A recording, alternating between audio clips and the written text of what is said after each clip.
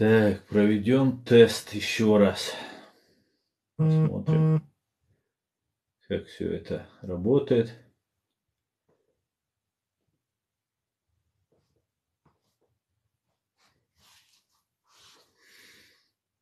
Так, как же это все работает?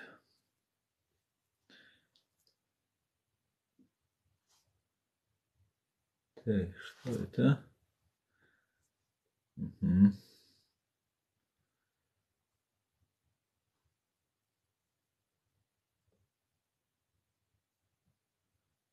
Совместно.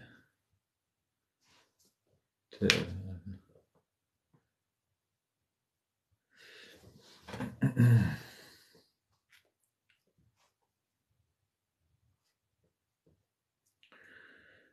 Так, modelloin minuutteeltje istuu.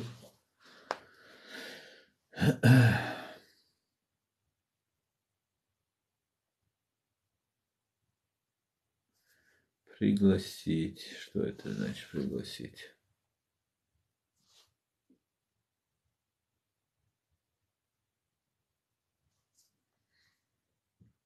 Так. Заходит и выходит, да? Или как это? У меня вот сколько сейчас смотрит? Один человек зашел, да? Так, еще один зашел. А показывает у меня всего один. Изменение желания список. Так, это что это такое? Изменение желания. Так. Здравствуйте, Милена. Здравствуйте. Здравствуйте. Так. Сколько? 6 человек уже показывает.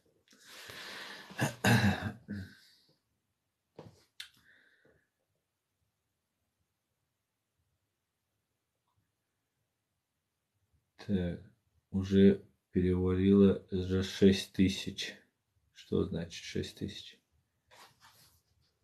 Как спасти Украину? Как спасти? Украину нужно, конечно, спасать всем миром. Украину нужно поддерживать всем миром. Ее поддерживают, и это очень хорошо, это очень правильно. Ну, у меня не очень такие радостные прогнозы в плане, что война может затянуться. Русские будут заваливать трупами. Сейчас, я понимаю, происходит утилизация российской армии в Украине. Мне кажется, весь мир счастлив, обрадовался тому, что все-таки Путин открыто напал. Есть юридические процедуры, которые эти страны, западные цивилизации страны, они очень сильно соблюдают. Закон, международное право, очень сильно. И те, кто здесь живут, ну, в частности, я могу про Германию сказать. Здесь очень внимательно, скрупулезно относятся к закону. И Путин нарушил вообще миропорядок открыто, без какой-либо причины. Вторгся на европейскую страну, убил большую, самую большую в Европе страну, убивает людей, приготовил атомное оружие и так далее. Фактически он дал карт-бланш, развязал руки Западу уничтожить Россию. Я не знаю, почему он это сделал. Я до конца думал, что он не решится на это. Но, видимо, какие-то обстоятельства были, что его вынудили пойти на вот этот шаг. И два сценария там есть. Это капитуляция России, что маловероятно, так как капитуляция это, ну, через какое-то время Путину придется сложить в себя полномочия. Либо Путин поймет бесперспективность. Я просто общаюсь с людьми и знаю обстановку, как идут боевые действия, как все это там проходит. Ну, русских бьют так, как, наверное, ну, с 95-го, с 4-го конца, начала 95-го года их никто не бил. Бьют так, как били чеченцы. Ну и там и чеченцы тоже бьют.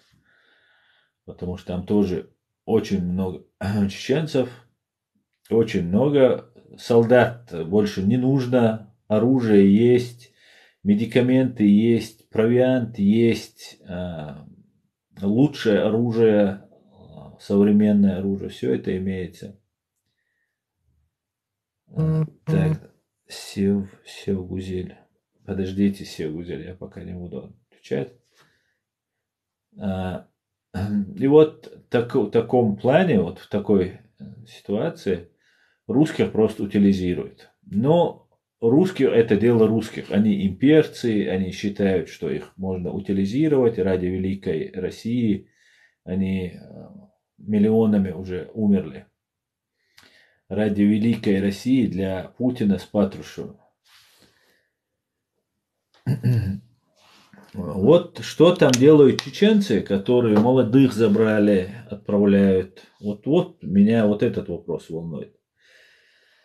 Некоторые чеченцы говорят очень даже неплохо, что вот эти предатели Родины, служащие фашистской России, что их там утилизируют, что их там убивают, что с одной стороны это неплохо. Ну, может, с одной стороны это так, с другой стороны хотелось бы, чтобы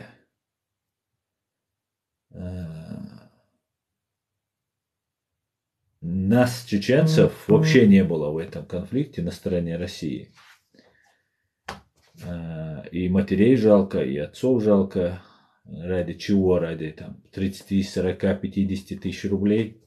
Машины в кредит, которые они имеют. Ради этого? За что? Вот что непонятно. А так, конечно же, желаю всем, кто с оружием придет на землю Украины, получить то, что он заслуживает в соответствии с чеченскими законами, в соответствии с украинскими законами, в соответствии с международным правом. Так, Чечня и есть сердце России, а что еще делать им? Они в составе. Ну, во-первых, если ты в составе, это еще не значит, что тебе идти. В состав как оказались, вы помните, да? Вы хотите, может, подискутировать со мной на эту тему? Абсолютно я с вами согласен. Есть чеченцы, есть кадыровцы. Никто не должен говорить, что это какие-то чеченцы. Никакие это не чеченцы, кадыровцы самые настоящие. Тысячи украинцев и в Первую, и во Вторую войну воевало против чеченцев, и мы никогда не выделяли их в отдельную группу. Это русский солдат, это российская армия, поэтому не имеет значения, какой национальности, главное, под каким флагом они и какие цели они преследуют. Поэтому среди этих же российских оккупантов есть украинцы, которые против украинцев воюют. И, конечно же, мы ни в коем случае не должны сводить это все к чеченцам. Я где-то слышал, что на Украину напали белорусы, русские и чеченцы. Типа Белоруссия, Россия и Чечения. Но Чечения, она оккупирована. Это как если ЛНР напала, да, сказать, ДНР напала на Украину. И то она еще официально не присоединена. Или субъект Крым напал вместе с Россией. Но это же глупости. Это так, чтобы мы стали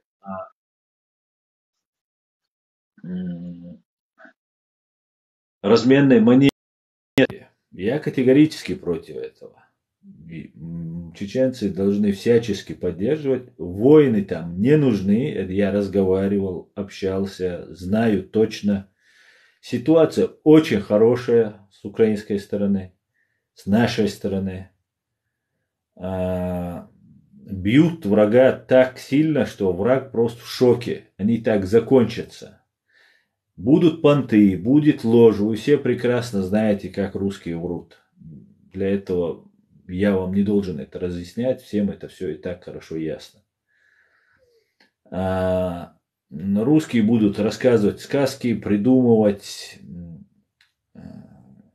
создавать фейки и так далее. Там колонна 30 километров у них там идет. Эта колонна не может сдвинуться с места, там сутки стоит. Разведка очень хорошо работает, украинская. Наша разведка работает очень хорошо. Так как мне еще раньше в стриме в Ютубе писали, что американцы сказали, что будут напрямую, ну если это точно, но исходя из потерь, которые несут России, то это, скорее всего, не фейковая информация, а точно, что американская разведка будет напрямую докладывать информацию о передвижении оккупантов по территории Украины Генеральному штабу Украины. Соответственно, начинается бой, завязывается какая-нибудь там схватка. В этот момент прилетают дроны и просто в землю втаптывает. И танки, и БТР нету. Преимущества БТР и танки его нет уже фактически. Единственная проблема, байрактары не успевают ко всем. Так много заслано. И вот два варианта, которые я вижу в этом деле.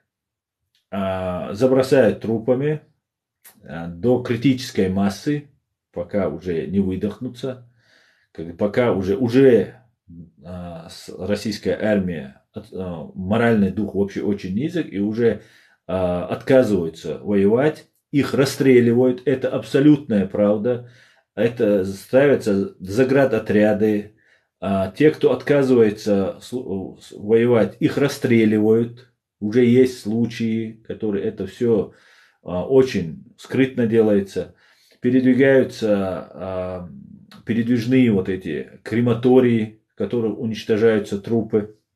Свои трупы не забирают русские, как обычно, как когда-то они в городе Грозном лежали, их никто не забирал.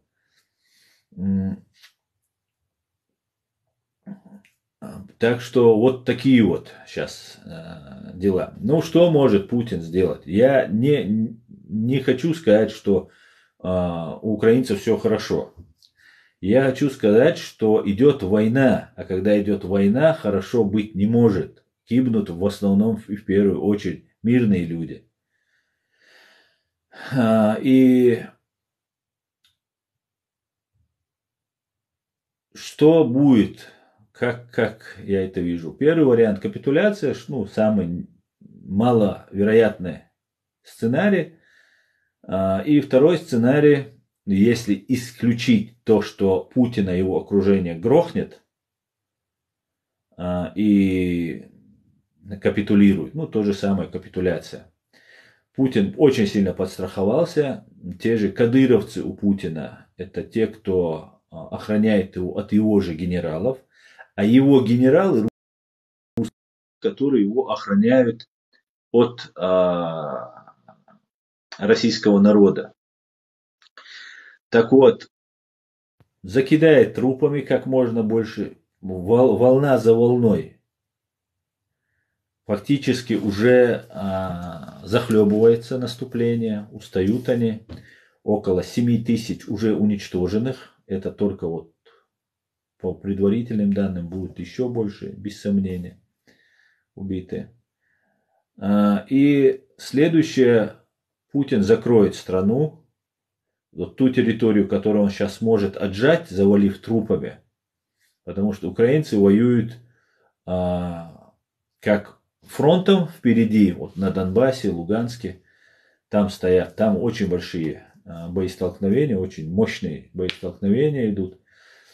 Идет сейчас атака на Харьков, идет атака, не прекращается атака на Киев диверсионными группами, так как основная, самое главное, это столица, которую пытаются взять, тогда это будет считаться какой-то победой. Взять Харьков или Одессу, это еще или Мелитополь, это еще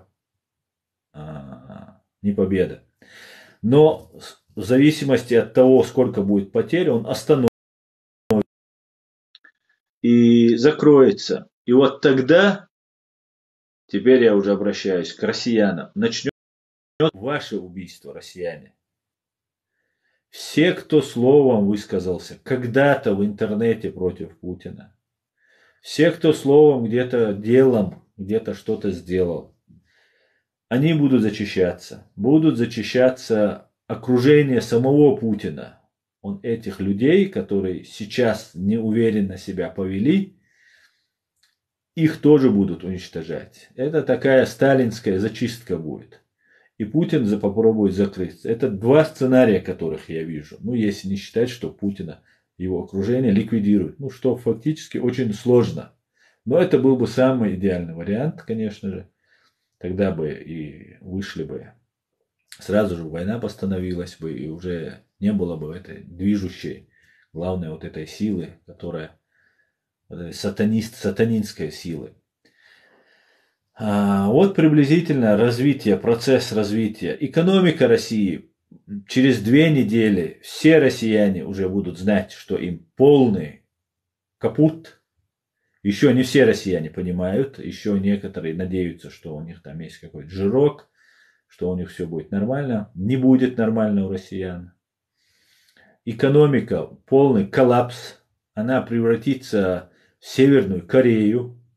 Да, будут какие-то поставки через Китай, там как-то что-то делаться будет, но это все рядом не стоит с западными технологиями, с японскими технологиями. Потом, знаете, еще что происходит, очень интересно наблюдать. Американцы или западные страны, когда делают санкции, они их делают так, это же обоюдоострое такое орудие санкций. Мы все требуем немедленных санкций, но мы должны понимать, что вот украинцы должны понимать, чеченцы должны понимать, что когда чеченцы воевали, украинцы не вводили санкции против России, что когда где-то в другом месте шли войны, украинцы особо не парились, и также и чеченцы особо как бы не переживали по каким-то вопросам. Поэтому каждый политик думает о своей стране, о своих избирателях. Ему нужно, чтобы его в следующий раз выбрали, и если он пошлет сейчас армию, американскую армию воевать, или немецкую армию, или еще какую-то, хотя до этого дойдет, я думаю, если украинцы не будут справляться, то до этого может вполне дойти. И отсиживаться я тоже не считаю правильным. Запад должен и войсками помогать, не только оружием, хотя и так такой помощи, которая оказывается сейчас Украине, ее никому не оказывали до сих пор.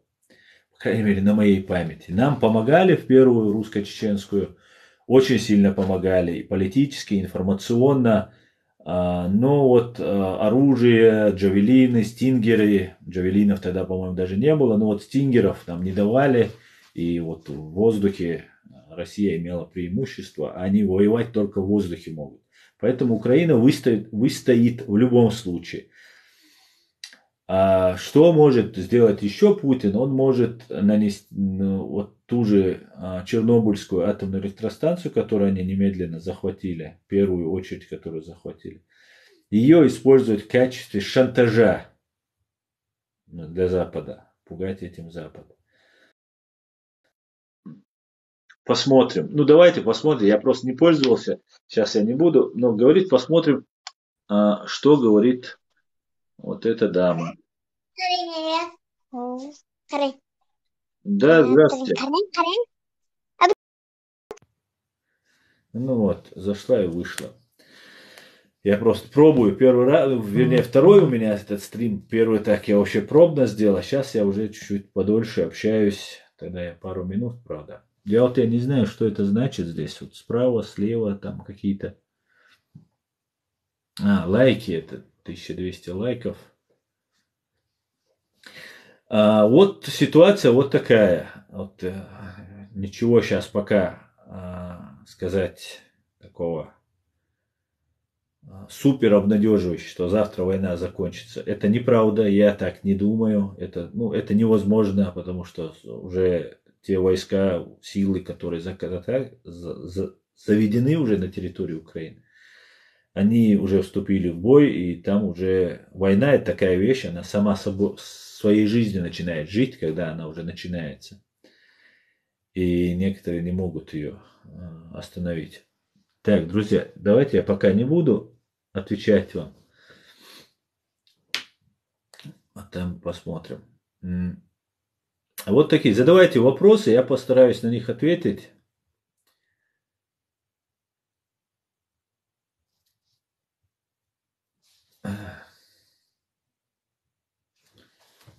Так, пока что тихо. Так, слава Украине, героям слава. Кадыровцы, это, например, если бы ЛДНР захватили Киев. Ну, приблизительно.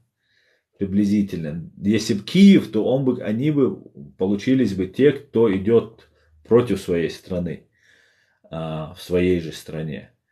Если более точный пример какой-нибудь привести, то это если бы ЛДНР какой-нибудь отправили бы захватывать там Казахстан, допустим, или Беларусь. Вот так, в таком случае. Вот это и есть кадыровцы. Знаете, нас, почему выделяют вот этих кадыровцев особо? Да, это более боеспособное, самое, может быть, даже боеспособное в России подразделение, но у вас, у украинцев, есть подразделения, которые 2-3 человека, роту вот этих суперспособных вот этих кадыровцев гоняли у нас в Чечне. Они у вас есть, причем старики есть, старики имеются в виду, относительно, конечно, старики, но ребята с опытом, которые у вас там находятся. Поэтому не нужно выделять этих кадыровцев, какие-то отдельные группы, обычные россияне. Там есть ингуши, там есть дагестанцы, там есть все национальности, которые есть в России. Их туда всех погнали. Сейчас я буквально смотрел видео, что этот Путин уже все так плохо, просто чтобы вы понимали психологию, да, русского человека. Украинцы, наверное, получше поймут, может, чеченцы не так поймут, что я хочу сказать. Но вот логика русского человека – это нельзя сказать что-нибудь хорошее про другую национальность. Это вот русская скрепа, одна из духовных скреп россиян. Нельзя сказать, что украинец лучше меня или слава Украине. У среднестатистического, у нормальных наших взглядов русских, конечно, по-другому это все. Они поддерживают украинцев и воюют на стороне Украины против фашистов. Как таковой русской нации не существует, да, если вы заметили, русские, они разные, даже по генотипу, по расовому типу, да, есть азиатского типа русские, есть европеоидной или кавказоидной расы люди, поэтому русские это так, собирательный образ, можно сказать. И вот для русского националиста сказать, что он дагестанец, там, лакиц или чеченец, это, большое такое унижение, упасть. Больше никогда ему не быть русским патриотом. Вот сегодня буквально Путин сидел и говорил, там какой-то дагестанец погиб, пацан, видимо, решил медальку заработать, поехал. И все, и нашел себе медальку. И Путин говорит, вот, как его, Лакиц он, по-моему, если не ошибаюсь. Говорит, я русский, говорит Путин, по отцу и по матери. У нас все Иваны, да Марфы, что ли, так как-то говорит по-русскому. Но, говорит, сегодня... Вот как этот Лакиц сейчас погиб, я Лакиц, он говорит, я чеченец, я ингуш, я осетинный, я кто он, всех перечисляет. Он говорит, нас 300 народов, народностей и так далее. Это говорит, что Путин, фашист и ублюдок, теперь уже начал лизать пятки кавказским солдатам, которых он туда послал.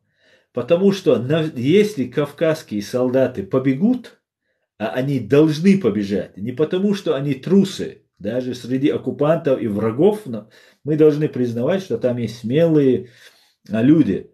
Но это не значит, что если они смелые, они на правильной стороне. И если они не на правильной стороне и нет мотивации, то нет смысла им воевать. И моя первая задача – выбить оттуда чеченцев, которые находятся, кадыровцев, которые там находятся, ингушей, дагестанцев, которые там находятся, и попросить их вернуться к себе на родину. Понимаете? Вот что нужно сделать. И уже поступает видео, у меня вот на канале есть это видео, я его только что загрузил, как трупы будут сжигать. Понимаете? Ваши тела и трупы просто сожгут. Вот что значит. Поэтому все отлично, друзья. Давайте почитаю еще раз ваши комментарии. Так, Дудаев был прав насчет Украины. Абсолютно так, это так. Основное, семя убитым угрожает тем, что они не получат 3,5 миллиона, если они скажут, кому что их. Не понял. Ну, они застрахованы, что ли? Эфир очень долго висел. Да? Завис у меня эфир. Странно. Так, смотрел твое обращение, кадыровцы находятся на юге Беларуси в моргах.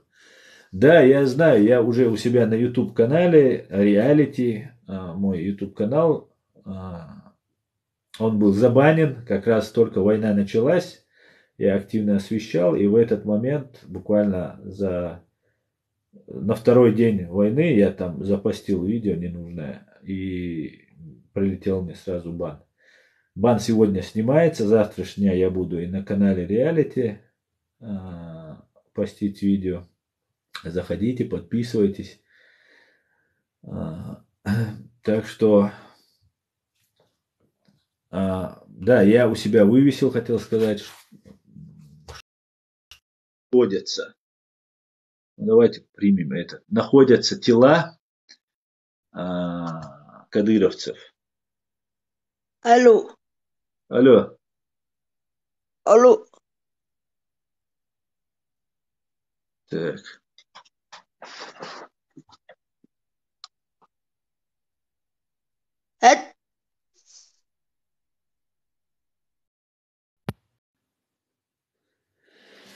Так, опять вылетела.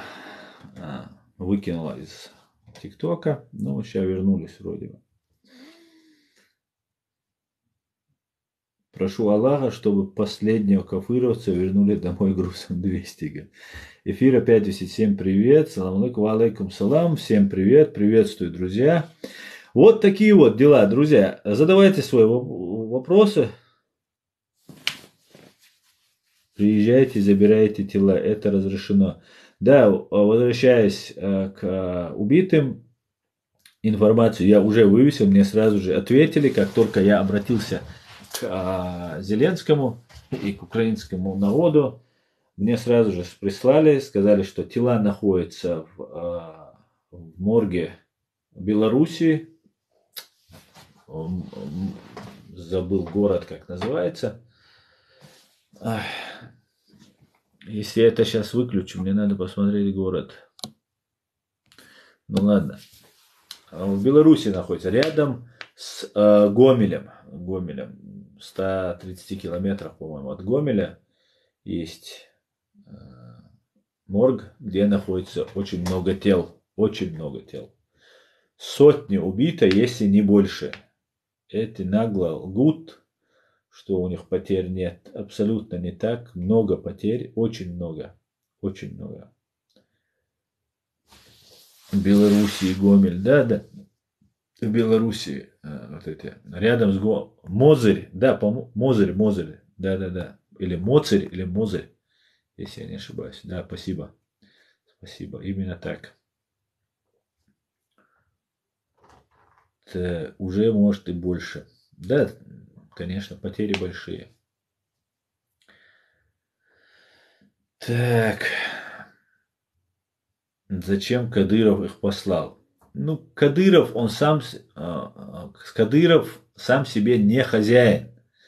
Может ли Денис Пушилин не послать солдат? Может ли вот Денис Пушилин, Кадырова считайте Пушилиным?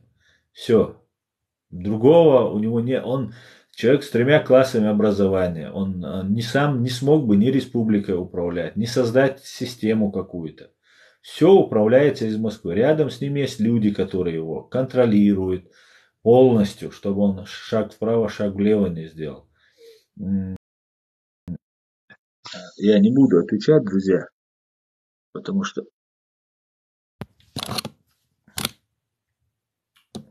это отвлекает. Поэтому и заходят разные неизвестные. Кто-то знакомый, если кто-то захочет подискутировать там, с удовольствием. А так, вот такая ситуация. Да, ты прав на 100%. Ассаламу алейкум, алейкум ассалам. Да, это так и есть. Кадыров – это человек, который убивает чеченцев. Понимаете? Он нас убил больше, чем кого-либо другой национальности. Он и его вот эти головорезы. Чеченцев он убил больше. Более того, убил это для чеченца, это для всех большое горе, но больше, чем жизнь человеческая, для нас имеет значение честь. Так вот, вот этот человек, Кадыров, по приказу из Лубянки, из Кремля, пытается обесчестить нас, потому что мы очень сильно унизили и побили русскую армию и вот этих гибнюков. И из-за этого они всячески пытаются нас унизить, оскорбить там как-то. Ну, это очень трудно чеченцам переносить, но мы становимся, хотят нас сделать среднестатистическими россиянами. Поэтому, ну, как в России все у нас теперь в Чечне. Ну, ничего, мы надеемся, мы верим в слова Джохара Дудаева, что солнце свободы взойдет со стороны Украины. И именно так произойдет. Сейчас происходит, вот без преувеличения, я не буду никого обнадеживать, без преувеличения, но и врать тоже не буду. Да? Утилизация российской армии происходит руками великих сынов украинского народа. Вот что сейчас происходит. И, конечно же, опять же, страдают на войне в первую очередь мирные люди. К большому сожалению, гибнут дети. Но вы не виноваты. Чечня полностью за Украину. Мне тут задают вопрос. Чечня 100%, 95% чеченцев за Украину. За Украину. Даже среди тех, кого к вам сейчас послали, есть люди, которые за вас. Они отказываются. Они говорят, что они не хотят воевать против людей, которые не хотят жить в составе России. И их убивают. Понимаете? Там есть заградотряды, там есть очень жесткая в этом плане, именно в этом плане, вплоть до уничтожения. Есть случаи убийства людей, которые отказывались идти. Люди предпочли, чтобы расстреляли, но не согласились идти против украинцев. Вот такая сейчас ситуация. У меня здесь на канале последнее мое видео есть, я закинул, где они уже ропчут, что им все плохо, еды нет, этого нет, их потери и так далее. Если потери дойдут еще больше, поднимутся, да, 10 тысяч, 15 тысяч, 20 тысяч положите. Если за 8 дней уже 7-8 тысяч положили, то еще 7-8 дней это еще столько же положат. А так как их еще больше закачивают, эти войска зашли уже, заходят, то их будут утилизировать. И Путин фактически останется без армии. Его задача будет закрыться, взять эту атомную бомбу в руки и грозиться, чтобы никто на него не напал. Но тогда развал России, который необходим для того, чтобы Украина выстояла, выжила, и все другие народы получили свободу, он неизбежен. Дело времени. Конец России, конец. Вот знаете, когда в Афганистане началась в 1978 году война, через несколько лет, уже когда Андропов умер, но где-то уже, наверное, в 83-м, может быть, в 84-м году, Советский Союз уже не существовал. Мы не знали, что он развалился, что с ним уже все решено. Но уже шли процессы внутри Советского Союза, как жить уже после развала Советского Союза. Те люди, которые находились наверху. Сейчас происходит та же ситуация. Как только Путин открыто нарушил международное право, он фактически напал на весь мир. Конец Путина и России – это тут дело, только дело времени. Пройдет очень мало времени, тогда потребовалось, ну, может, лет 5, да, когда в 89-м стену разрушили берлинскую, Афганистане, из Афганистана войска начали вывели. Фактически то же самое сейчас мы видим. Может быть, 5 лет потребуется. Может быть. Но я думаю, я очень надеюсь, точнее, что в этом году будет конец России. Еще если несколько дней, недель Украина выстоит, продержится, а она продержится без сомнения, просто я знаю, о чем я говорю. Силы Украины, они несопоставимы больше.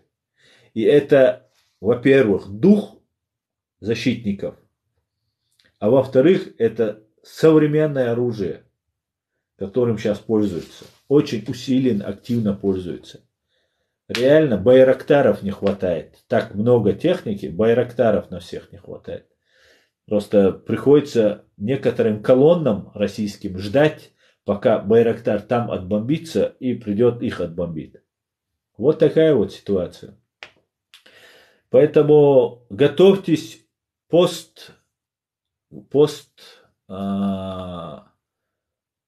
российскому времени. Конец России. Готовьтесь якуты, готовьтесь буряты, готовьтесь татары, соответственно, чеченцы. Но мы готовы, у нас свое государство есть, оно оккупировано. Готовьтесь, жители Дальнего Востока. Готовьтесь, жители так называемого Калининграда, Кёнигсберга, который будет возвращен Германии.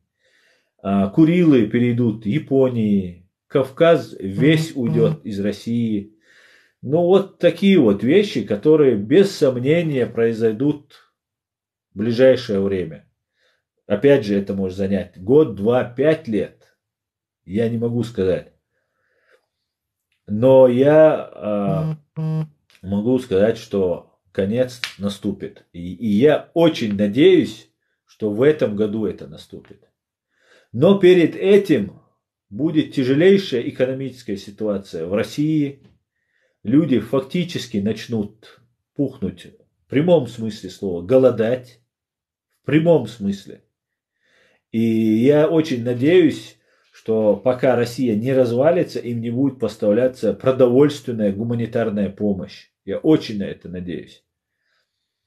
Потому что если русским дать опять наесться досыта, вы увидели, русские наелись, забили себе живот, накопили немножко денег, нефть дорогая, все хорошо, и все. И опять проснулся имперский фашистский дух русских. Ни в коем случае этого нельзя допускать. Больше. И больше никто на Западе, опять же, я знаю, о чем я говорю. Я общаюсь с очень информированными людьми. Никто больше не будет России помогать, как раньше ее спасали. Все время говорили там, развалить хотят Россию. Никто никогда не хотел развала России. На Западе имеется в виду. Мы внутри Советского Союза, внутри России хотели выйти из состава, а Запад, мир, они не хотели, потому что это огромная орда людей, которые не хотят жить по закону, не хотят жить в соответствии с международным правом. Их как-то нужно управлять. И на Западе искали людей, с кем можно иметь дело, кто управляет этой массой. А управляет этой массой со времен НКВД, КГБ, НКВД, ФСБ, со своей миллионной армией стукачей. Они имеют влияние, они имеют контроль в России над людьми. Цундела, поэтому Россию всегда спасали. Спасали, договаривались там о чем-то пытались ими как-то решить. Но теперь поняли на Западе. И это большой успех. Это самая, мне кажется, большая победа. Что на Западе поняли, что с Россией нужно кончать. Она не будет, не надо ей больше помогать. Вот. Не мешать ей разваливаться. Вот такая вот ситуация, друзья. Поэтому слава Украине еще раз, как говорится. И все будет Ичкерия.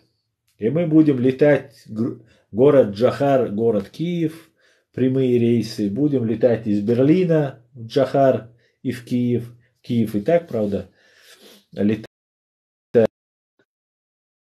Вот такие вот дела.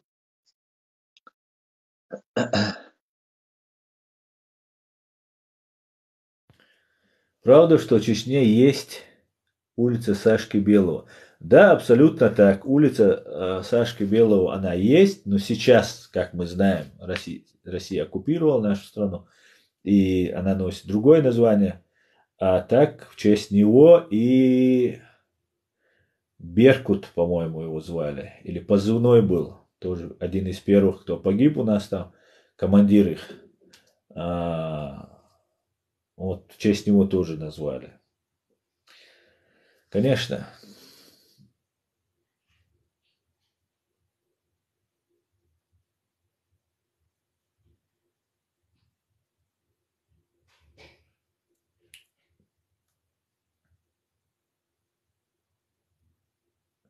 От Украины ничего не осталось. Нет, от Украины много что осталось и останется. И все будет восстановлено. Вы знаете, опять продолжая хорошие новости, да, несмотря на войну, вы знаете, что все олигархи российские подверглись конкретным репрессиям. У нас здесь в Германии Германия, как мы знаем, очень дружественно относилась к России. Сейчас ситуация в Германии изменилась. Более триллиона долларов российских денег арестовывается, находятся, арестовываются, изымаются. Самолеты, как мы знаем, над Россией уже не летают. Через буквально несколько месяцев или недель огромную эту Россию придется пересекать на поезде или на машине. Это говорит о том, что им будет самим легче развалиться, разделиться.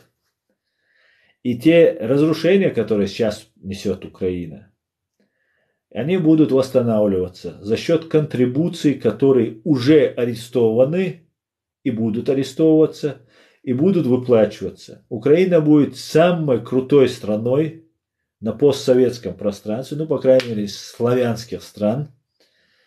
Будет самая лучшая армия. Кстати, там уже давно служат наши чеченцы, в том числе и генералы у нас там есть.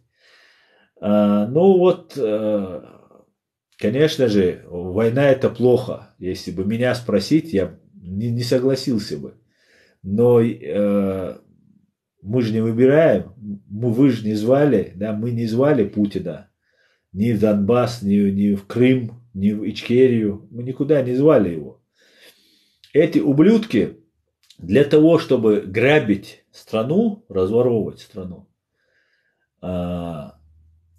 и держать, и находиться у власти, они совершают вот эти войны. А русские, они имперцы. По натуре такой, да, простому, свободному человеку это трудно понять, но они такие по натуре своей. И вот эти имперцы, вместо того, чтобы им дать достойное социальное обеспечение, чтобы им пенсии, зарплаты дать, Путин сам грабит вместе со своими дружками. Он же не может с бабушками, с дедушками поделиться этими деньгами. Соответственно, он им дает величие. Мнимое, правда, величие, но ничего. Вот пошел на Украину. Русский молодец бить хохлов. И остался там, закопанный. И в итоге родственники его там, мама считает, вот сынок мой был героем. Это все, ему медальку дадут, грамоту какую-нибудь, и все. И вот они будут хвастаться вот этим своим величием. Потому что денег им Путин не дает, ну хотя бы так, хотя бы так. Ну как могут, пытаются. Вот такая вот ситуация. Кто Путин? Путин дьявол. Ты где сам-то сидишь? Я сижу под флагом Чеченской Республики Ичкерия, флагом НАТО и прекрасным звездно-полосатым американским флагом. В городе Гамбурге, Германия. Меня зовут Аслан Арцуев. Я директор правозащитного центра Human Rights Center Ичкерия.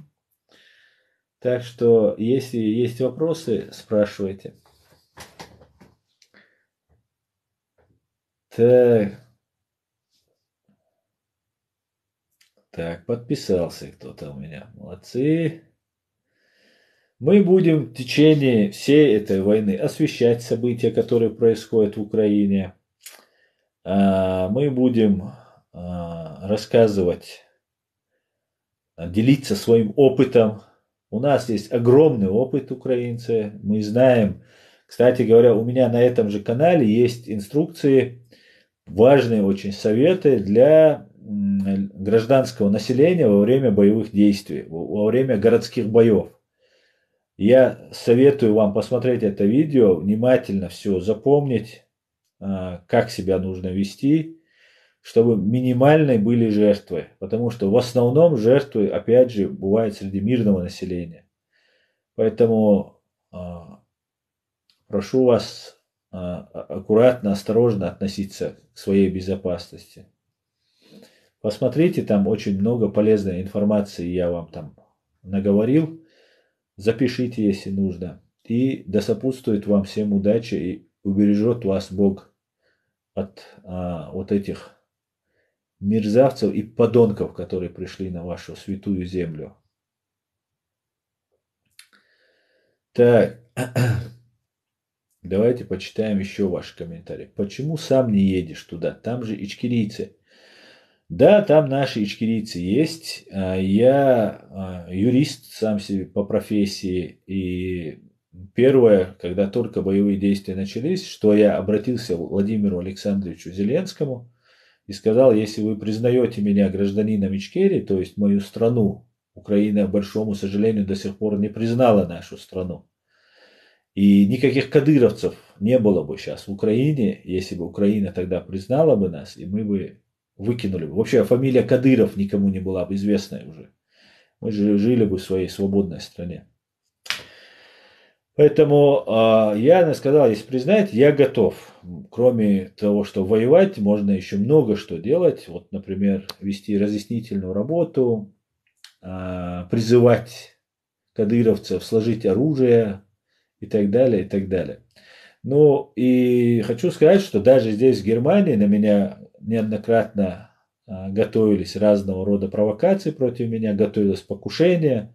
Я нахожусь по программе защиты свидетелей под охраной немецких властей. Поэтому, если в Украине мне там, опасно, а тут безопасно, то это не так. Мне враг, он коварный, подлый, везде поспевает.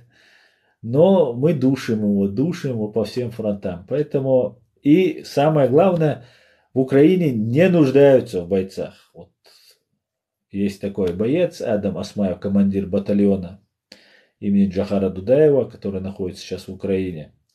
Он сказал, что пока необходимости никакой нет. И не только он, другие люди говорят, хватает сил бить вот эту орду, которая приходит. Поэтому все нормально. Без меня там справятся. А я думаю, я делаю не меньше полезного для нашей общей победы, чем тот, кто делает с автоматом в руках. Так, друзья, я не буду вам открывать. Не за что, спасибо вам, дякую, дякую. Привет из Одессы, привет, Одесса. Джахар Дудаев герой, слава героям слава. Так. Не смешить людей. Ты классно, говорит. Дуже дякую. Так, Ивано-Франковская область. Так, господа. Добрый вечер с Киева. Так, украинцы, все нормально. Не волнуйтесь. Самое главное, друзья, не волнуйтесь, не волнуйтесь. Главное, им нужен страх. Вот смотрите, кадыровцев, ну, пускай будет 100 человек. Ну, там 100 уже убили, сотни уже убиты, сказал Адам Осмаев. Ну, пускай там 200 их было, пускай их 1000 было. 1000. Пускай их будет 10 тысяч. Да? Что такое для Украины 10 тысяч? Ну, их нет 10 тысяч, пускай их будет там сколько.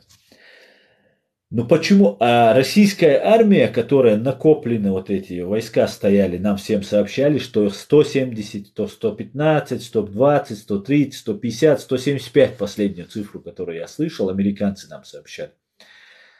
Во-вторых, имеется в виду, не все воевали, не все воевали. И специально нам показывают всем кадыровцев, называя их чеченцами там и так далее, для того, чтобы сбить наш дух, понимаете? Вот для чего делается. Из 175 тысяч оккупационных войск, которые были на границе, может еще нагонят. В Чечню их нагнали, в первую русско-чеченскую войну, их нагнали, по данным Басаева, который тогда он озвучивал, 420 тысяч. Это, ну, я не знаю, это ваша какая-нибудь одна область, Харьковская, я не знаю, какая-нибудь область. 420 тысяч было их там. Против них воевало 3-5 тысяч чеченцев. Поэтому, вот когда нам говорят про кадыровцев, про чеченцев, нас хотят просто испугать, вбить панику. То же самое было, когда война началась в Грузии, начиналась. Тогда в 2014 то же самое было. Это делается для того, чтобы сбить моральный настрой, да, дух подорвать. Это не удалось. Во-первых, там у вас, среди вас находятся наши лучшие чеченцы, которые дадут не только 10 тысячам кадыровцев там, фору, а даже 100 тысячам им дадут. Потому что никогда кадыровцы не одолели бы и не установили бы вот этот так называемый кадыровский режим, если бы туда не нагнали бы там вот эти сотни тысяч русских вот этих оккупантов, которые фактически трупами завалили и нашими, и своими вот это наше сопротивление. Поэтому самое главное дух, главное не паниковать, успокоиться. И вот то, что вам показывают кадыровцев, там, бурятов каких-то и так далее, это все русские солдаты. Они такие же смертные, у них также течет кровь, они также боятся смерти, им холодно, им кушать надо, да, и это такие же люди.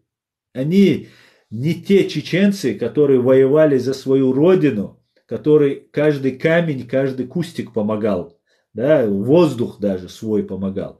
Они сейчас находятся на вражеской, на неестественной для чеченца позиции они находятся. Никогда чеченцы не вели завоевательные войны. Любой чеченец, который стоит на несправедливости, он уже чувствует дискомфорт, если он настоящий чеченец. И если он настоящий чеченец, и только когда он на правильной стороне, на светлой стороне истории, вот только тогда он проявляет те вот эти небывалые качества воина и так далее. В противном случае ты такой же мародер, оккупант, как русский Ванька. Поэтому не нужно придавать этому значению. Это, во-первых, нас оскорбляет еще к тому же и ваших воинов, которые сражаются там. Да, это мы не позволим к нам так относиться. Но при всем при этом это еще подрывает ваш дух. Да? Ничего, украинцы самые лучшие, самые смелые, самые великие воины на сегодняшний день. И они это прекрасно демонстрируют. Прекрасно. Блицкриг не удался. Дали такого пинка, который просто они даже себе представить не ожидали, что им такое. Вот такие вот дела. Так, самое главное дух, ребят. Маленькая тележка. Вот самое важное дух. Самое важное дух. Так, мне тут эти запросы. Как их отключить? Так, прямой эфир принять. ВА. Цело принять. Цело пока я не буду никого принимать. Так. Мы на месте. Приезжай в Россию и скажи в глаза.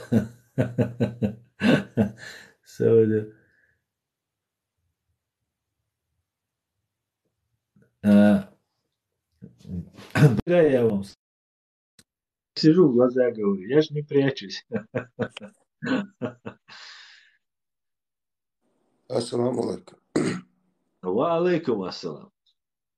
Нет, я сам не воевал. Я не воевал. Ну, я видел Слава, войну, я все присутствовал, все видел. А, слава Мусим, отвой. Украине, слава Вильной Ичкерии. А те вот Героям эти слава. Героям слава. кефировцы, путлерцы здесь, которые пишут, настал ваш час, недолго вам осталось. Кадыров, жена Путина, говорит. Причем не Даже, самая любимая. Тоже даже пишет. не жена, она вот горничная, которая такая. Даже вообще нелегальная горничная, которая пришла работать у него. Да, да. Кефировцы и путлеровцы. Ну чё, рассказывайте, как там, жара есть?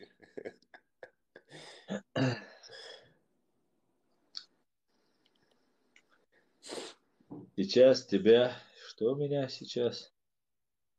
Заблочу. А как ты меня заблочишь? Можно, да, меня заблочить? Они могут, они постоянно Давай жалобы пишут. вызов Ирию, ах, да, я, да, гэс. Вызов Ирию. Хочешь, вызов сейчас, все вызывают. Да, да. Спрятавшись за 250 тысячной армии в Чечне, они вызывают безоружного, вообще беззащитного одного и нападают, как стая шакалов на одного. Чисто российская тактика. Да. Салам Машам, дух Казахстане. Ва алейкум ассалам, Машой. Жалоб Адам Кади, жалоб Дайбеке уже пайдания чуяти. Жалоб шквасиш во масара оху. Сун хвасбо рядом. Масара оху. Бош оху. Рядом, боже, ну, давайте говорить по-русски, раз у меня сегодня стрим на русском языке, мы будем говорить на русском, потому что нас очень много украинцев смотрят. А, Слава Очень много сейчас кадыровцев зашло, очень жалуются, недовольны они тем, что я тут говорю, на меня хотят жаловаться там. Знаете, я вам тоже сообщаю, что много очень троллей есть здесь в интернете. У каждого есть свои зарплаты, об этом тоже есть информация, которые постоянно восхваляют Путина, Кадырова. И создается такое мнение в обществе, что чеченцы там за Кадырова, за Путина и так далее. Это все абсолютная ложь, это неправда. там один сейчас пишет. Ты закончил? Да? Один пишет, говорит, приезжай, если ты там мужчина, Украина, воевать. Да вы там видео снимаете, что у вас ноги мокрые, бедолаги. Видео снимаете. В Украине у них ноги промокшие. 3 дня не кушали. Что ты думаешь, Бюстику, что ты думаешь о том, чтобы призывают воевать за Украину? Я не думаю, что нужно призывать кого-то сейчас ехать воевать. Война это достанется нам всем, не волнуйтесь, чеченцы. Нам придется и на Кавказе очень много работы проводить. Сейчас необходимости нет, я не знаю, может, Закаев хайпануть так решил на теме, но необходимости в этом я не вижу, чтобы сейчас ехать воевать. Если мы нужны будем, Да, доброволец, кто хочет, пусть едет. Я никого короче, конечно, не отговариваю, каждый имеет право принимать сам свои решения, но сейчас необходимости нет. Чем больше людей, тем больше будет просто жертв, потерь. Когда нужно будет, поверьте, нам скажут, нам скажут. И сам президент Зеленский об этом скажет. Все, давайте, чеченцы, уезжайте. Мы должны информационно поддерживать, мы должны финансово поддерживать, мы должны беженцев принимать, мы должны советовать, консультировать всячески. А так, чеченцев там уже просто очень много. Я просто не буду сейчас даже приблизительную цифру озвучивать, но она очень большая. Причем очень опытные у нас там товарищи, которые есть. Не волнуйтесь, Украина выстоит. Другой вопрос, что много-много русских погибнет, да, россиян погибнет, которые пришли с оружием в руках. Уже погибло очень много. Но что поделаешь, они сами выбрали свой путь. Это их право. Это их право. Я думаю, 200 тысяч мой дядя там. А? Здесь один написал Борс 95, 95, 50. Я скажу 200 тысяч. Мой дядя там.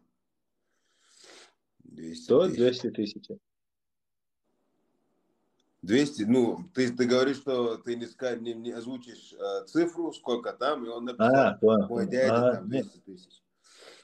Ну, 200 тысяч там чеченцев нет, а 9 тысяч уже погибло русских. Ах, все. Да, да. 9 Ну, это 10 только тысяч, начало. Пока вы 1000, 20, 30, 50 вы их не положите, они как орки будут переть. А шансов нет. Я просто даже всех моментов вам не буду рассказывать, которые я знаю, как ведутся боевые действия. Но шансов нет никаких. Да, они будут со злобы бомбить мирные города, они будут давить машины проезжающие, они будут делать все, что угодно.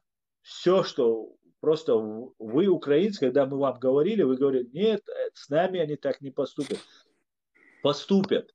Для того, чтобы прийти к власти, Путин в 99 году, если там чеченцев типа убивают, а украинцев он не тронет, мы славяне, братья, там, такие вещи я тоже раньше слышал, еще до 2014 года. В 99 году, чтобы захватить власть и поднять свой рейтинг, Путин взорвал русских, понимаете, вот, которые в России проживают, русских, которые говорят на его русском языке. В Буйнакске был дом взорван семьями военнослужащих. Обратите внимание, это тема, которую я очень много у себя на YouTube-канале рассказываю. В Буйнакске дом с семьями военнослужащих. Наши чеченские спецслужбы задержали Алексея Галкина, одного из диверсантов-террористов, который закладывал эту бомбу. У нас есть видеозаписи, у нас есть протоколы допроса вот этого Алексея Галкина. Это дом в Буйнакске. Потом 2 дома взорвали в Москве. Молодые не помнят, но повзрослее люди помнят. В 99 году, в сентябре это было. 2 дома в Москве. Это делалось для того, чтобы побольше привлечь внимание общественности, журналистов, Москва, столица там и так далее. Потом взорвали дом в Волгодонске. Волгодонск, 16 километров от этого дома, от этого города Волгодонска, находится самая большая и самая близкая к Европе Ростовская атомная электростанция. Это делалось для того, чтобы Запад запугать и сказать, смотрите, эти чечены уже 16 километров от атомной электростанции взрывают мирных домов. Ну, то есть люди без каких-либо моральных, нравственных рамок, которые могут убивать женщин, спящих женщин, детей, стариков, они эти могут взорвать эту атомную электростанцию. Вот был посыл какой. И 5-й дом должен был быть взорван в Рязани. А в Рязани находится самое большое количество военных учебных заведений, этих разных их там десантники, ну все знают рязанские все вот эти военные учреждения известные. И эти десантники должны были потом топить чеченцев в крови. Это мотиватор такой был для рязанцев. И когда их дом был взорван. Так вот, 22-го ночью вечером трое человек, двое мужчин и одна женщина заносили мешки в подвал этого дома. Я ничего не придумаю. Это все есть стопроцентно доказанные факты, я вам только рассказываю. Заносили 3 мешка в подвал. Три человека 3 мешка заносили. Уже 4 дома в России взорвано. И некий один из жителей этого дома, Алексей Картофельников, обратил внимание, что номер на машине заклеен. Рязанский, вот серия рязанского номера заклеена, московская серия заклеена на рязанский. Он вызвал полицию, приехала полиция, полицейский спустился в подвал, нашел 3 мешка крест-накрест сложены, верхний мешок разрезан, и там стоит детонатор. Это все с его слов, это все показывалось по телевизору, об этом писались книги, снимались фильмы, это все есть. Ну и сразу план перехват, эвакуация дома, всех эвакуировали, в ближайшую школу завели всех. Пришел местный начальник ФСБ, Рязанского УФСБ, сказал, вы родились сегодня, 22 на 23 ночью, вы родились в рубашке, это ваш новый день рождения, там, и так далее, и так далее, и так далее. Террористы скрылись, террористов не задержали. Но на второй день, то есть 23-го, уже по все менты и ФСБшники рязанские объявили, что предотвращен теракт и так далее. На второй день задерживают 3 людей, которые по подозрению, по прослушке телефонной их вычисляют и задерживают. И в этот момент, когда их задерживают, выступает директор ФСБ Николай Патрушев и заявляет, что это были учения, никакой взрывчатки не было, а был сахар.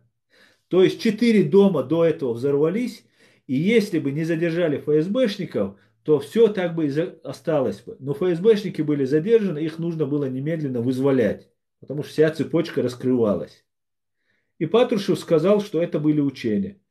В тот же день Путин сказал, мы будем мочить террористов в сортире. Помните эту фразу? Так вот, эта фраза была сказана, когда были уже задержаны, и уже Патрушев признался, что это были учения. Да, что он уже на эту версию, что не было взрывчатки, был сахар и были учения. И 24 сентября 1999 года русские начали массированные бомбардировки окрестностей и сам город Джахар, нашу столицу, бывший Грозный, город Грозный. Вот кто, с кем вы имеете дело. Конечно, он будет убивать, взрывать, сжигать. Это сатана, это дьявол. Нет у него ни к русским, ни к славянам, ни к христианам, ничего. Он не сам, он и не русский, и не славянин, и не христианин. Это сын дьявола, сам дьявол, понимаете? Это гнида, и ради которой, вот что неприятно, идут какие-то люди, идут воевать. Дебилы, дебилы просто, самые настоящие. Вот так мир перевернулся, понимаете? И теперь мир должен наказать вот этих ублюдков. И он их накажет, я в этом не сомневаюсь. Весь мир накажет. За последние 100 лет англосаксы не проигрывали ни одну войну. Сейчас речь реально, дело стоит о репутации и чести англосаксов. И они 100% поддерживают Украину. Не ради Украины. Тоже мы должны понимать, да? У Америки свой национальный интерес, у Украины свой национальный интерес, у чеченцев свой, у Ичкерии свой национальный интерес. И это нормально. Это не значит, что мы должны друг друга ненавидеть и убивать. Нет, у нас должны быть цивилизованные отношения, да, как в обычном, как обычные рыночные отношения, да, когда мы что-то покупаем, продаем, изобретаем, создаем что-то новое. Вот такой же интерес есть у американцев. Так вот, сейчас Украина, победа Украины, это национальный интерес англосаксов. Так совпало. Я белой завистью завидую. украинцам, что вот такая поддержка есть. И если бы нам ее оказали 20 лет назад, сейчас не было бы ни украинских войн, ни антиукраинских войн, ни антигрузинских войн и всего остального. Вот такие вот дела. Так, давайте почитаем ваши комментарии. Якшо Россия. Так, старый, не грузи. Не грузись, молодой, не грузись. Так,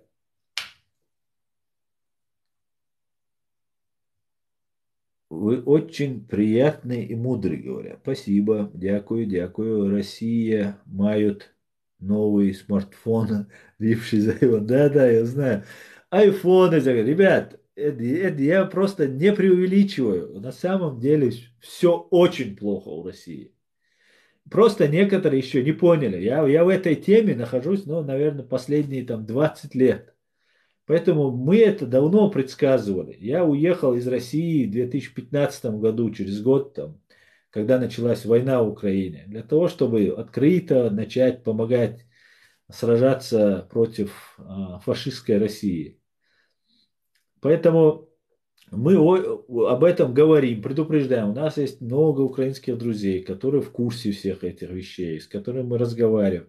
Но этот процесс, он такой лавинообразный. Потихонечку люди начинают осознавать. Сейчас даже, когда ты что-то рассказываешь, некоторые не верят просто тому, что происходит. Понимаете?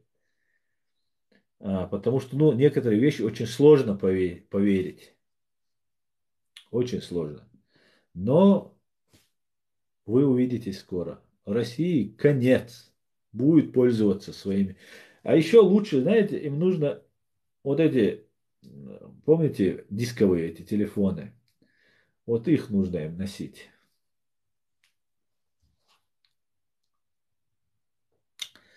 Так,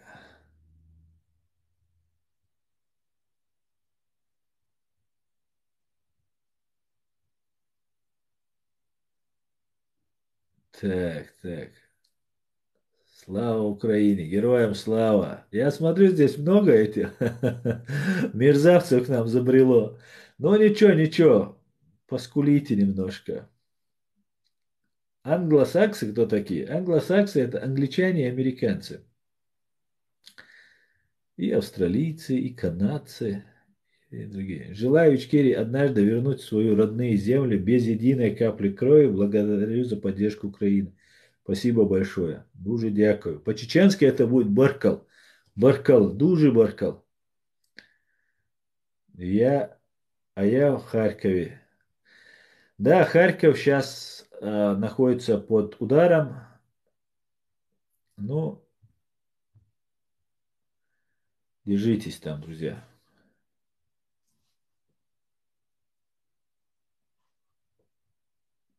Так.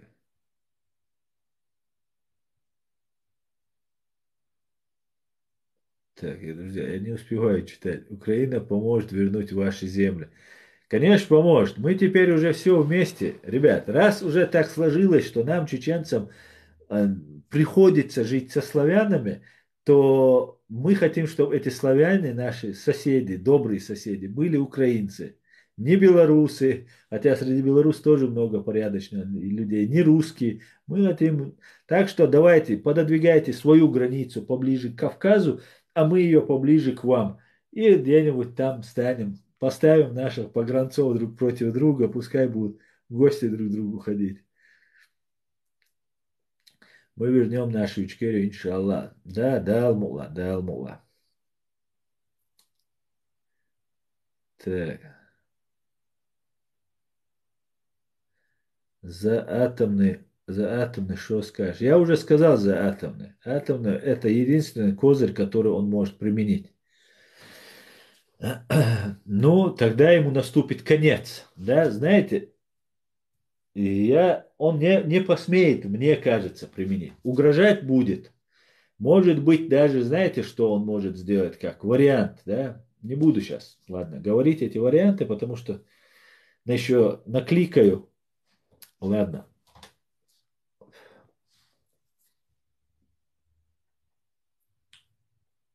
Не посмеет, он не посмеет. Нет, я не думаю, что он посмеет.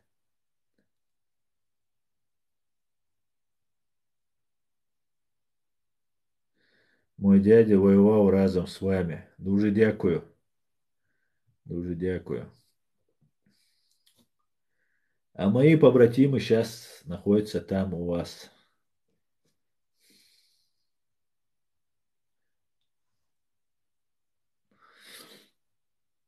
Так, ну что за русском?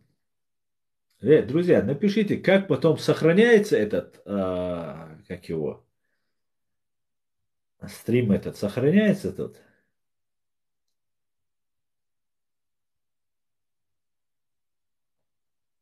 Так, Россия сильна? Нет, Россия не сильна, Россия подыхает.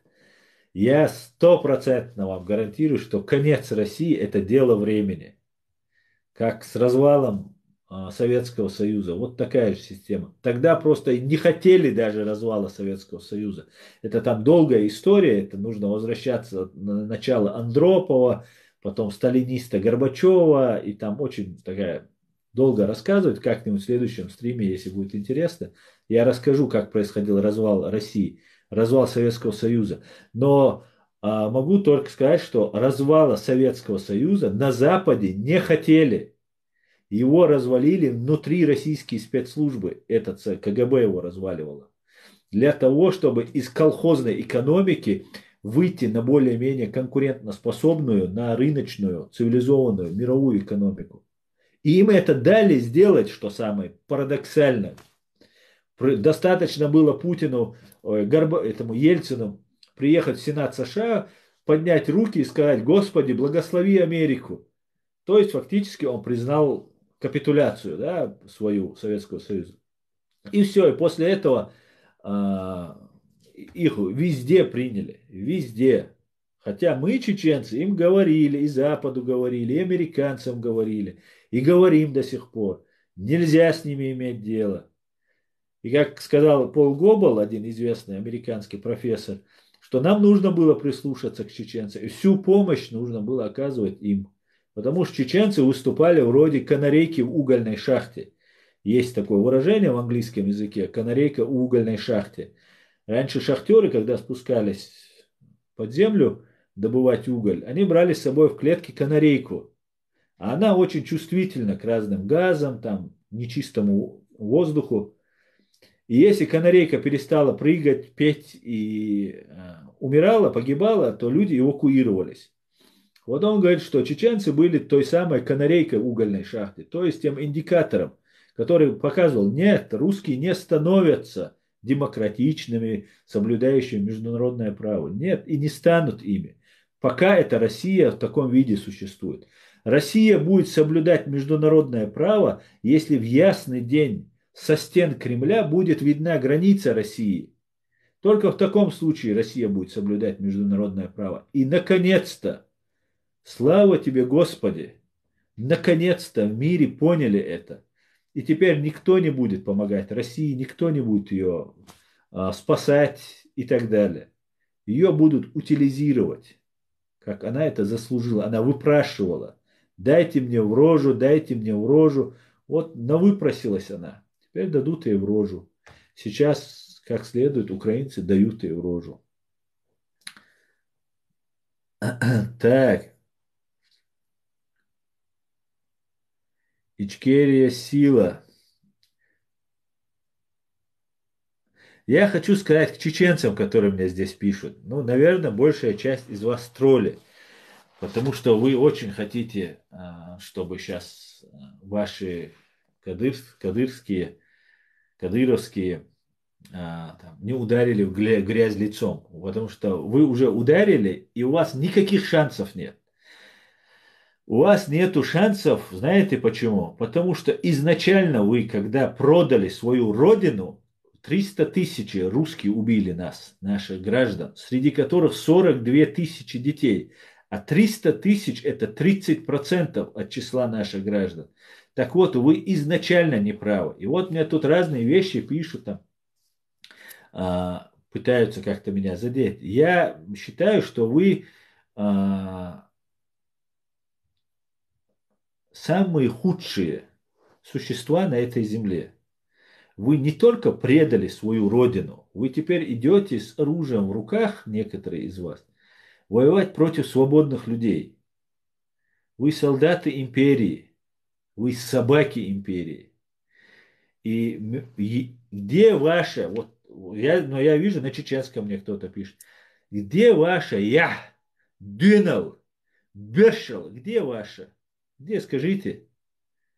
Они вас убивают, вы чурки для них, черножопые, понимаешь? Вот кто вы для них. Вы никто для них. Если вы не знаете еще, я для вас открою эту тайну. А вы знаете прекрасно и без меня это. Они убили треть от нашего народа. Они убили миллионы чеченцев за эти 400 лет. Когда-то чехи, которые настоящие чехи, да, и мы были одинаково 100 лет назад. Нас когда-то было 5 миллионов. Сейчас чехов 15 миллионов. А нас всего лишь опять миллион. И вы идете им служите. Шусвекхуэл речду, шусвекхуэл юхайошду. Нах ячу, хума ячу, и свекрамилш я здесь ашел. Вот вы кто. Вы не мужчины. Вы никто. Вы враги своего народа. Вы враги всего человечества. Вы там будете утилизированы. Кто останется в живых и сможет выехать из Украины, возможно, раненым, возможно, даже целым, вы все будете военными преступниками. В соответствии с международным правом вы будете преследоваться везде. Вы участвуете в агрессивной войне, в военных преступлениях против независимой суверенной страны, против мирного населения. Уже сегодня в Гааге ведется активная работа. И там будут и наши 300 тысяч. А вы, которые поехали сейчас служить этой России, будете наравне с русскими преследуемые. Уходите, если у вас хоть капля есть разума и инстинкта самосохранения. Закончилось время, когда вы себя считали какими-то великими воинами. Нет, великий воин не может быть на стороне убийцы своего народа. Он уже не может быть никак великим, даже если он 5 сальт делает с пулеметом в руках, задних причем. Понимаете? Вот такие вы, чуваки, идем. Слава Украине, героям слава, Ичкерия сила, базара нет.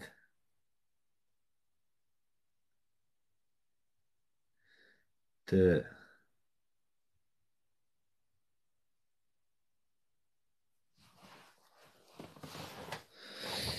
Так. Привет из Молдовы. Привет, Молдова. Меньше разговоров, время покажет. Время показывает уже. Время уже показывает.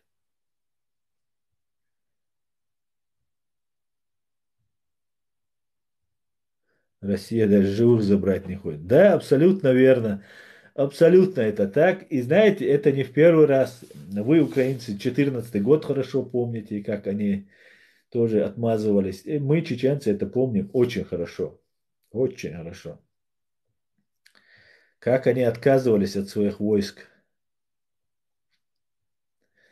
Знаете, что сделал Джахар Дудаев? Когда мы взяли их в плен, их солдат, они под видом, вот как сейчас у вас Донецкий, Луганский, просто в Чечне это меньший вариант был, такой меньший масштаб был, который делали. Вот они отказались от своих солдат, сказали, что наши не участвовали, никого такого нет и так далее, и так далее. Их солдат типа нет. И мы говорим, ну как, солдаты стоят, передают привет нашему министру обороны Павлу Грачеву, говорят, который отказался от нас и так далее. Ну, вот такие вот дела обстоят. И русские не признают, говорят, нет наших солдат. Фамилию, часть, уже матери приехали за ними. Уже знают, по всей России уже, по телевидению, везде показали. Русские говорят, нет, это не наши солдаты. И тогда Дудаев говорит, расстрелять всех. Если вам они не нужны, нам они тоже не нужны. Конечно бы он их не расстрелял бы, но это очень повлияло, и мамы очень сильно начали волноваться и приехали. Так что, Владимир Александрович, на заметку тебе, приемчик.